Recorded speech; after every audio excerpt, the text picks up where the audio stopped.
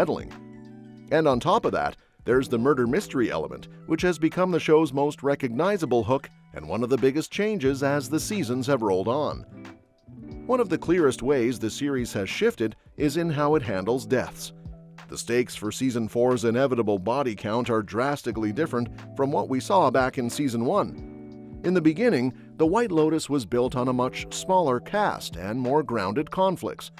Season 1 mostly revolved around petty clashes and everyday frustrations, guests snapping at staff, people being entitled, and one man in particular, Armand, slowly unraveling under pressure. His downward spiral felt serious, but compared to the big existential crises of Season 3, it was almost lighthearted. Armand's end remains one of the most iconic moments of the first season. Battles with an entitled guest named Shane, Armand decided to get one last act of petty revenge by sneaking into Shane's room and defecating in his suitcase. The stunt was both gross and absurdly funny.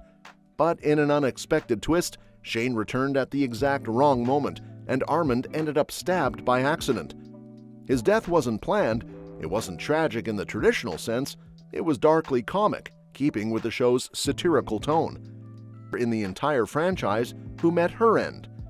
Tanya's story was both ridiculous and fitting. She ended up on a yacht with shady companions who were scheming to steal her fortune. Tanya managed to shoot her way out of danger, only to slip, hit her head, and drown while trying to escape. Her exit was shocking, tragic, and yet somehow hilarious, spawning endless memes because it felt so perfectly Tanya. In both of these seasons, the writers managed to balance tragedy and comedy. Even though people died, the endings didn't feel unbearably heavy. The show leaned into the absurdity of life and death, keeping things in the realm of satire rather than tragedy. Balanced dramatically.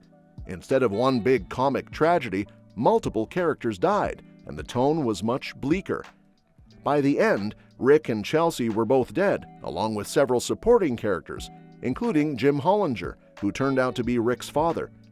Suddenly, the show wasn't just a satire anymore, it carried the weight of a Shakespearean tragedy. Gone was the playful irony, replaced with outright despair.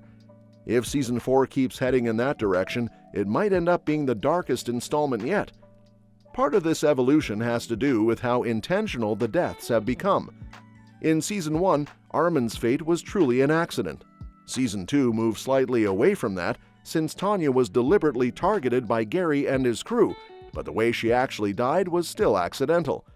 That mix of intention and absurdity gave her death its strange comedic power.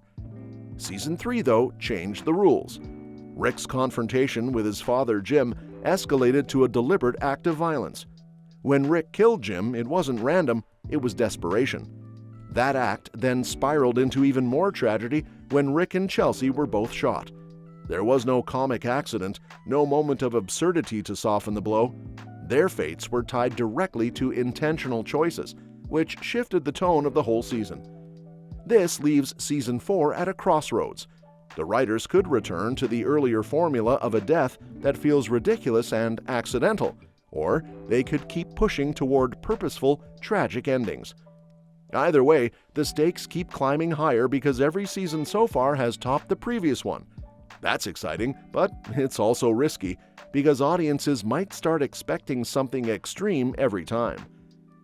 Creator Mike White has hinted that Season 4 may indeed be darker. If that's true, we could see even more deaths and even more deliberate motives driving them. That would make the guessing game, trying to figure out who dies and why, even more central to the experience. But there's a fine line to walk, because if the show goes too far into pure tragedy,